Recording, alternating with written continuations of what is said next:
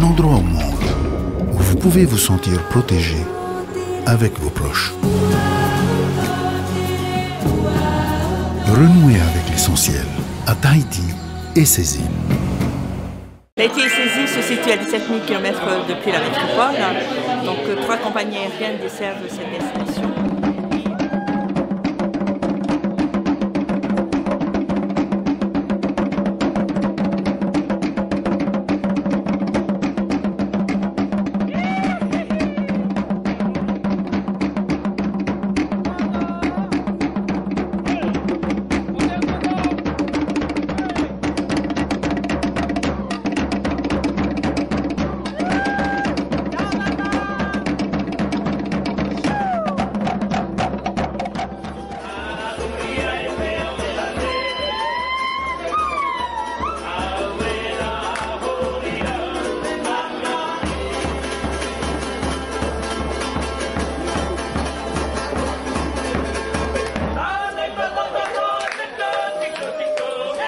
Et ses îles.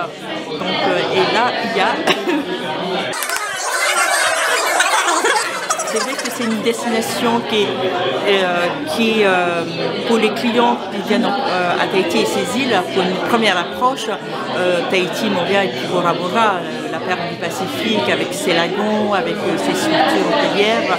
Mais aujourd'hui, la majorité des clients recherchent de l'authenticité. Donc il y a vraiment de quoi faire sur place, comme les danses, la rencontre du peuple, le tutoiement avec la population, cet échange. C'est une destination où on va vivre plusieurs expériences dans différentes îles. Donc voilà, malheureusement, on pense pas directement à Sensation pour la Polynésie, Tahiti, etc., ces îles. Or que, au final, on a un produit qui est du produit sensationnel, il n'y a rien à faire, ça, on reste sur du sensation. Et on a une reprise pour l'instant qui est en force.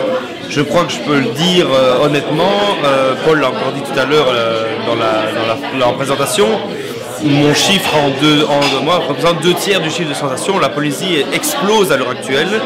Je crois que c'est vraiment dû à une chose principale, c'est qu'il n'y a que la Polynésie qui est ouverte pour l'instant en Océanie. D'autres pays vont bientôt réouvrir, etc. D'autres destinations comme l'Australie en avril. Mais ce sont des pays qui sont un petit peu plus incertains. La Polynésie a la chance d'avoir été restée ouverte pendant toute la crise. Donc, voilà, la demande est énorme sur la Polynésie et je crois que le produit Sensation revient justement un petit peu au goût des agents de voyage à l'heure actuelle, ce qui est vraiment un plus pour nous. Et on remarque au final, après nos réunions et nos discussions ensemble, on arrive à faire vraiment de très belles choses sur la Polynésie avec des produits bien exclusifs. Que ce soit de la pension à du 5 étoiles, hein, on a vraiment dans tous les budgets. Plus, on arrive vraiment à créer des produits qui sortent vraiment du lot. Mais je le répète, vraiment sur du 3 étoiles comme sur du 5 étoiles.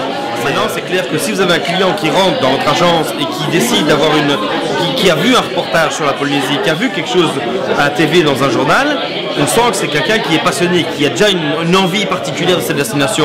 Et lui, ça va être un client qui va correspondre à Sensation, parce que lui, il va vraiment vouloir aller en profondeur.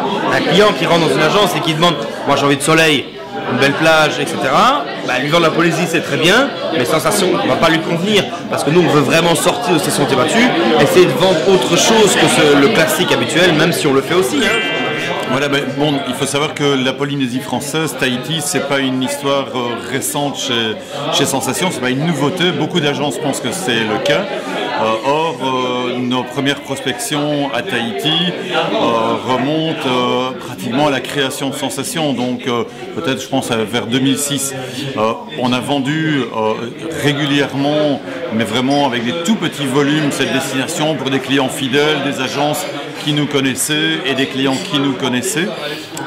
Mais ici, il faut admettre qu'on a une forte accélération des ventes, à tel point d'ailleurs que ce mois de décembre 2021, où on retrouve quand même des niveaux de vente certains équivalents à l'avant-Covid. Il faut quand même imaginer que depuis mi-septembre, les choses ont fortement reprise pour nous. Mais ici en décembre, il se passe quand même quelque chose de tout à fait étonnant, c'est que la Polynésie devient en chiffre d'affaires la destination numéro 1. Pourquoi? Parce qu'on vient de marquer quelques points avec des réservations, des confirmations de quelques très gros dossiers, que la Polynésie est une des rares destinations qui soit vraiment ouverte avec peu de restrictions, dans cette région du monde en tout cas. Bon, l'Afrique évidemment fonctionne, l'Amérique latine fonctionne, le Moyen-Orient fonctionne, mais pour le reste, il y a quelques destinations asiatiques, mais certaines personnes se disent on a déjà fait le Sri Lanka, on a déjà été aux Maldives, c'est le moment d'aller en Polynésie. Et ça fonctionne avec parfois quelques dossiers fleuves. C'est impressionnant, mais on peut monter sur des budgets très élevés, même si effectivement on reste sur des budgets aussi de l'ordre de 4 à 5 000 euros par personne. En dessous, ça devient compliqué parce qu'il y a un effet d'entonnoir.